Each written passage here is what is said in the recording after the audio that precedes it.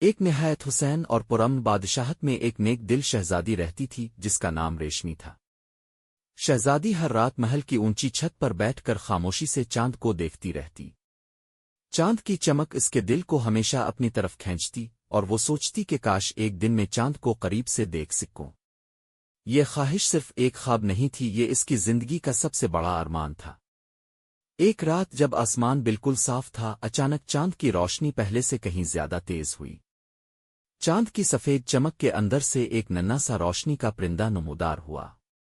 وہ شہزادی کے ہاتھ پر بیٹھا اور بولا، شہزادی ریشمی، اگر تم واقعی چاند تک جانا چاہتی ہو تو میں تمہیں راستہ دکھا سکتا ہوں، لیکن اس سفر کے لیے ہمت، محبت اور سچائی ضروری ہے۔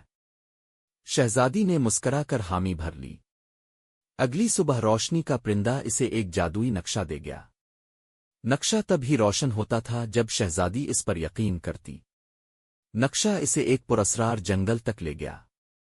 جنگل کے دروازے پر لکھا تھا، صرف پاک دل آگے بڑھ سکتے ہیں۔ دروازہ خود بخود کھل گیا۔ جنگل کے اندر شہزادی نے آسمان سے اترتے ہوئے ستارے دیکھے جو مل کر ایک ستاروں کا پل بنا رہے تھے۔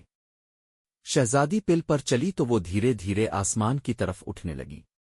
کچھ ہی دیر میں وہ بادلوں کی بستی پہنچ گئی۔ وہاں بادل گھوڑے، بادل بچے اور بادل رانی موجود تھی۔ بادل رانی نے شہزادی کی ہمت کا امتحان لیا۔ اسے اونچے بادلوں میں چھپا ہوا روشنی کا موتی ڈھونڈنا تھا۔ شہزادی نے حوصلے سے تلاش کیا اور موتی حاصل کر لیا۔ بادل رانی بہت خوش ہوئی اور اسے ایک راکٹ جیسا بادل گھوڑا تحفے میں دیا، جس پر بیٹھ کر وہ آسمان کے اور اوپر چاند کے قریب پہنچ گئی۔ چاند کی زمین نرم، روشن اور خاموش تھی۔